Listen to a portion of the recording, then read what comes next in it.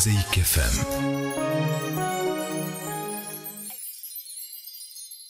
Bonjour, je suis Gérard Crouvesier, le directeur général des transports d'Axer au port de Radès. Je ne peux pas laisser passer ce qui a été dit sur certains médias hier soir notamment et particulièrement dans les réseaux sociaux. Nous sommes une entreprise internationale en Tunisie depuis 30 ans et notre magasin est un magasin CAL, c'est-à-dire qu'il est à la fois surveillé par les douanes tunisiennes et par Daxer en Tunisie. L'accès de ce magasin n'est pas autorisé uniquement à la douane ou uniquement à Daxer. On a deux clés, une clé chez la douane tunisienne et une clé chez Daxer. Et donc pour ouvrir le magasin, on a chacun sa clé.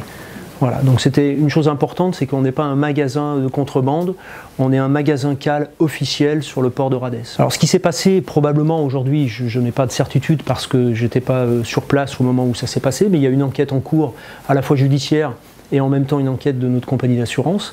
Il y a probablement un court-circuit qui a déclenché l'incendie, et comme on avait des cartons entre autres dans le magasin, ça s'est très vite propagé. On a à ce titre des caméras qui ont filmé le début de l'incendie et qui ont démontré dès aujourd'hui notre bonne foi auprès des autorités policières. On a des faits qui prouvent qu'il n'y a pas d'origine criminelle.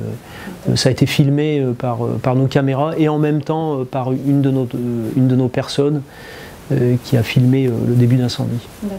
Et qu'est-ce qu'il y avait comme marchandises? C'est des marchandises variées, c'est ce que dans notre jargon de transporteur on appelle de la mise à la consommation, c'est-à-dire des marchandises qui vont être mises à la consommation sur le territoire tunisien et qui sont en attente de dédouanement.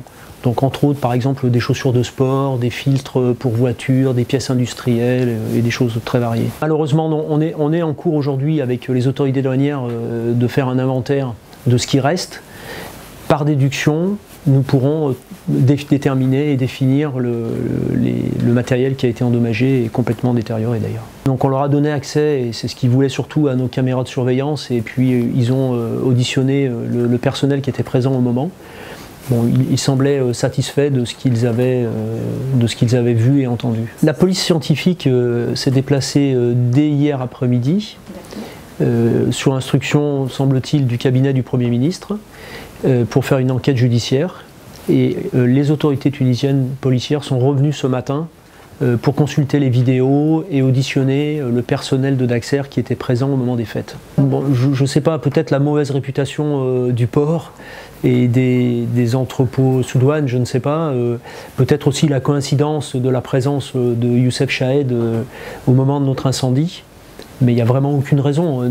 Daxer est une entreprise multinationale, nous sommes 30 000 personnes installées de partout dans le monde et on n'est vraiment pas du tout dans l'esprit de la contrebande, du trafic, etc. etc. Le dernier message, c'est que j'ai beaucoup apprécié la solidarité des partenaires, enfin des gens qui travaillent sur le port. Et puis mon dernier message, il va au personnel de Daxer, qui a été fantastique dans ce moment difficile.